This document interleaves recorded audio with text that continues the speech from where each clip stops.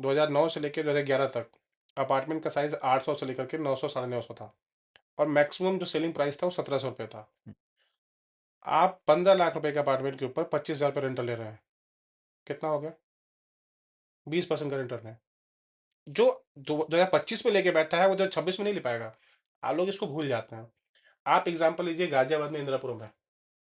इंदिरापुरम में एक डेवलपर है जिन्होंने 6 लाख, 7 लाख, 4 लाख में अपार्टमेंट बेचा था।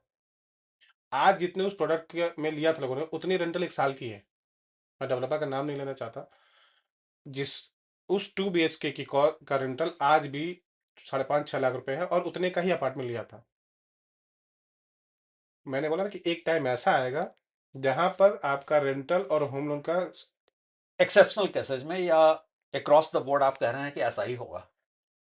देखिए, मेरे कहने का मतलब है कि हर शहर में नहीं हो सकता है, लेकिन अगर आप एवरेज आप निकालेंगे तो जो सिटी टियर 2 है, जो मेगा सिटी में शिफ्ट हो रही हैं या फिर जो मेगा सिटी या मेट्रो में शिफ्ट हो रही हैं, वहाँ होगा ही होगा। और मेरे कहने का पर्पज़ सिर्फ़ ये आज का नहीं है। आप इसको 8 साल, 10 साल की टाइमलाइन लेके चलिए। एक टाइम ये सोचिए कि जब होम लोन 6.5% पे हो गया था और रेंटल 4.5 है, तो गैप आ गया था ना। एक टाइम ऐसा आएगा कि जो आप फाइनेंशियल गवर्नमेंट देखेगी और भी चीज़ें बैलेंस करनी होंगी, तो आपका रेंटल इनकम ठीक हो जाएगा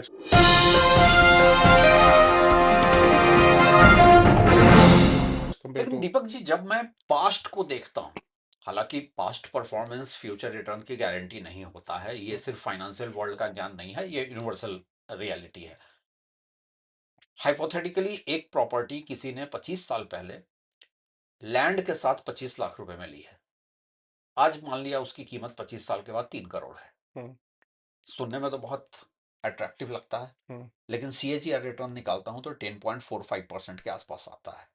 इसी दरमियान गोल्ड का रिटर्न तकरीबन 12% का है, और ये 1.5% का गैप जब मैं एब्सोल्यूट टर्म में देखता हूं तो ये 3 करोड़ मुझे 5 करोड़ दिखता है। देखिए रवि जी, मैं फिर कह रहा हूँ कि आप दोनों ना 2 अलग प्रोडक्ट हैं।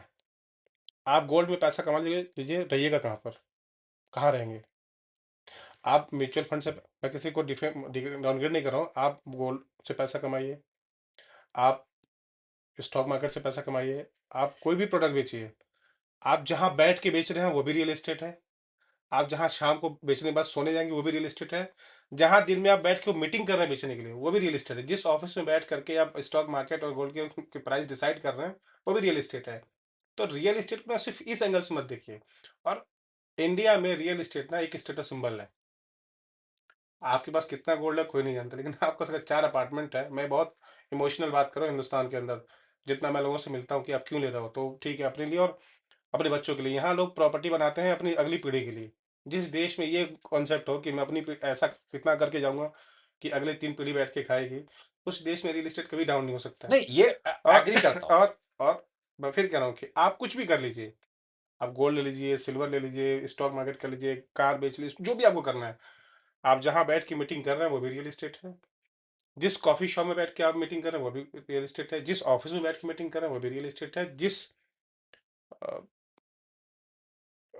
बैंक में आप बैठ के इसके लिए जाएँगे फंड्स के लिए वो भी रियल एस्टेट है। और जहाँ शाम को आप ये सब करने और रिलैक्स के लिए जाएँगे वो भी रियल एस्टेट है। और इन सब करने के बाद जहाँ लोग बाहर चिल आउट करने जाते हैं, वो भी रियल एस्टेट है। तो इसको सिर्फ़ ये आरओआई नहीं देख सकते हैं। इसके तो आप 2-3 ये मान रहे हैं कि रियल एस्टेट इंडिया में इमोशनल बाइंग सेलिंग ज्यादा है? ऑब्वियसली पहली प्रायोरिटी तो देखिए पहली प्रायोरिटी आपके लिए इमोशनल कनेक्ट है। पहला तो आपको बेसिक नीड ही है। सेकंड आपके लिए इन्वेस्टमेंट ऑप्शन आता है। आप सबसे पहले बेसिक नीड ही पूरा करते हैं। सबसे पहले इमोशन, फिर need. Yes, need, want, demand then आपका इन्वेस्टमेंट।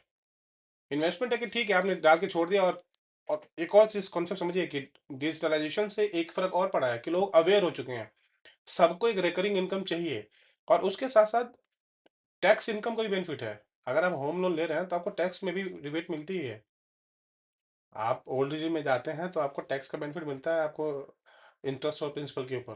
तो लगभग-लगभग महीने का जो 3 कि से ओल्ड रेजिम अब खत्म होने जा रहा है, ठीक है, लेकिन ऑप्शन है लोगों के पास हाँ। ना।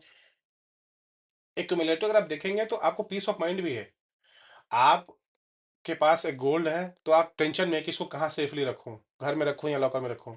आपके पास घर है तो आप घर में आके रिलैक्स करके सो भी रहे हैं। तो एक पॉजिटिव एनर्जी के लिए रियल एस्टेट होना बहुत ज़रूरी है। अगर आप अपना ऑफ़िस होता है तो आप देखिए, आप अपने ऑफ़िस में हैं, तो आपको लगता है ग्रोथ है, अपना है। आप अपने घर में हैं, तो आपको एक कॉन्फिडेंस आता है कि नहीं मेरा अपना है, मुझे कोई डिस्टर्ब नहीं कर सकता और मैं आगे ग्रोथ करूँगा। तो एक पॉजिटिव एनर्जी का पार्ट है रियल एस्टेट।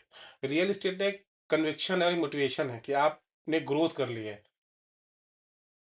आप गोल्ड लीजिए, ठीक है, ग्रोथ के बाद का ऑप्शन मतलब आपको रियल एस्टेट एक ऐसा कॉन्फिडेंस देता है जो आपको कहीं और आपको पीस ऑफ माइंड रहता है कि चलो मुझे कुछ होगा, अगर कोई प्रॉब्लम होगी, जैसा आप ना कि लोगों को कुछ अगर ट्रेड करना हो, फाइनेंशियल फाइनेंशियल इश्यूज हो, आज की डेट में सिर्फ ये बेचना है कि मुझे लिक्विडेट करना है, नहीं है। मैं कभी किसी को ये सजेशन नहीं करता हूँ कि आप इसे लिक्विडेट करो।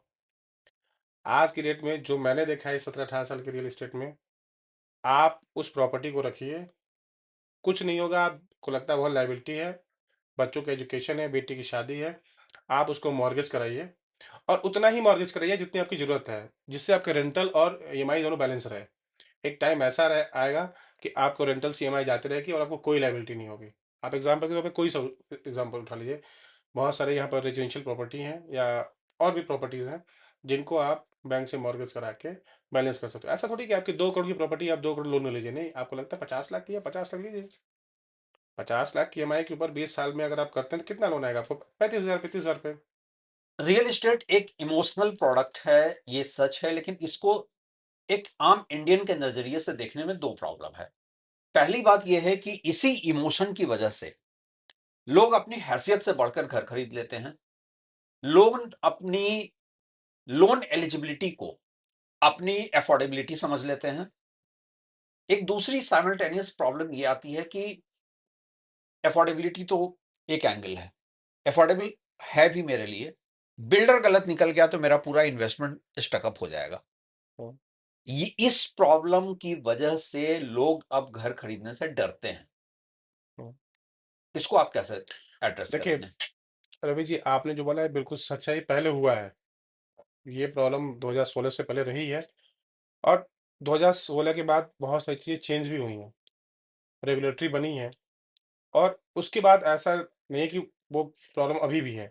नए-नए डेवलपर्स हैं, मैंने आपसे पहले ही बोला कि आपको प्रोडक्ट परचेज़ करने से पहले ये ज़रूर आइडेंटिफ़ाई कर लेना है कि किस कंसल्टेंट के साथ आप जा रहे हैं और क्या डेवलपर है जिसके साथ आप पैसा इन्वेस्ट कर रहे हैं। क्योंकि रियल एस्टेट में देखिए पहले होता था कि लोकेशन, लोकेशन, लोकेशन, लेकिन अब वो नहीं रह गया है। लोकेशन आपका सेकेंडरी है, पहला पैरामीटर है ट्रस्ट। ट्रस्ट आप कैसे देखेंगे कि जिसका डॉक्यूमेंट आपको सब कुछ क्लियर दिखता है, मैं खुद कभी किसी को एडवाइस नहीं करूँगा, ऐसे डेवलपर में पैसा इन्वेस्ट करने के लिए जहाँ पर आपको डॉक्यूमेंट का या लीगल इश्यूज़ हो। किसी को नहीं हो, इनफैक्ट लोगों को प्रोडक्ट प्रमोट ही नहीं करना चाहिए और शायद ऐसे डेवलपर अब हैं भी नहीं, जो अपने प्रोडक्ट को प्रमोट कर रहे हो या मैं लोगों से मिलता नहीं हूँ, ऐसे लोगों से हो सकता है कि मुझे इसकी जानकारी ना देखिए, हो।